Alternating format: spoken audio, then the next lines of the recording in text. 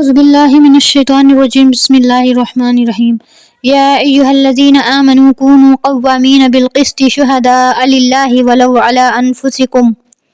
اے ایمان والو قائم رہو تم انصاف پر گواہی دینے کے لیے اللہ تعالیٰ کے لیے، اگرچہ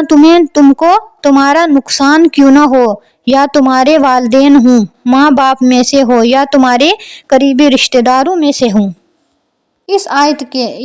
کے اندر ایمان والوں کو یہ فرمایا کہ تم انصاف کے ساتھ گواہی دو۔ اگر تمہیں کوئی گواہی دینی پڑے، یا تمہارے قریبی رشتہ دار ہوں، یا تمہارے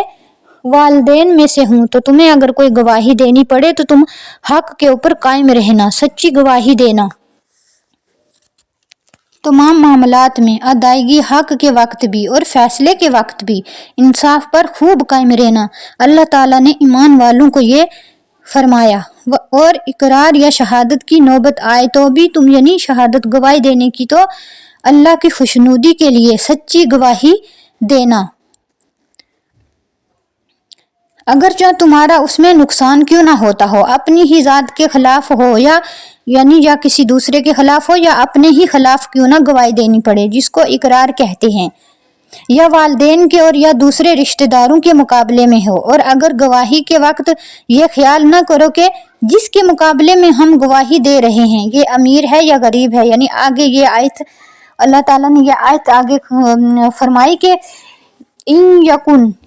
غنیا او فقیرا فاللہ اولی بہما،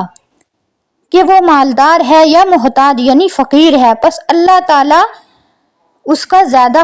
خیر خواہ ہے تم سے، یعنی مالدار ہو یا غریب ہو، تمہیں انصاف کے ساتھ اس کی گواہی دینی ہے۔ فلا تتبعوا الہویٰ،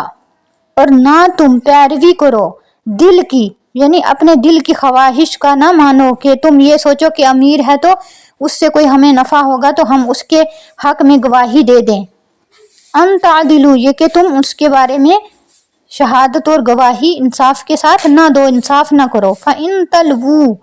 أَوْ تُعْرِضُوا فَإِنَّ اللَّهَ كَانَ بِمَا تَعْمَلُونَ خَبِيرًا، اور اگر تم زبان ملاؤ گے، یعنی اگر تم پھر جاؤ گے، اگر تم اس بات سے مڑ جاؤ گے، پس بے شک اللہ تعالیٰ جو کچھ تم اعمال کرتے ہو تمہاری اعمال کی خبر رکھتا ہے، یعنی جو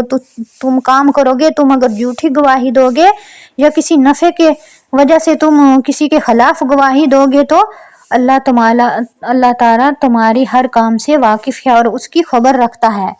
تمہیں سچی گواہی کے اوپر قائم رہنا چاہیے، نفع نقصان نہیں دیکھنا چاہیے، کیونکہ وہ شخص جس کے خلاف گواہی دینی پڑے گی، اگر امیر ہے تو غریب ہے تو بھی گواہی تمہیں دونوں کے ساتھ اللہ تعالیٰ کی زیادہ تعلق ہے، یعنی تم سے زیادہ اللہ تعالیٰ کو ان کے ساتھ تعلق ہوگا، کیونکہ تمہارا تعلق جس قدر ہے وہ بھی انہی کا دیا ہوا، یعنی اللہ تعالیٰ کا ہی دیا ہوا تعلق ہے، اور اللہ تعالیٰ کا جو تعلق ہے وہ تمہارا دیا ہوا نہیں۔ پھر جب باوجود تم طاقت رکھنے کے اللہ تعالیٰ کے لیے تم سچ بولو گے، سچی بات حق بات کہو گے، کچھ اس میں بھی پہنچ جائے گا تو نقصان بیان کرو گے، یعنی غلط گواہی دو گے تو یا پہلو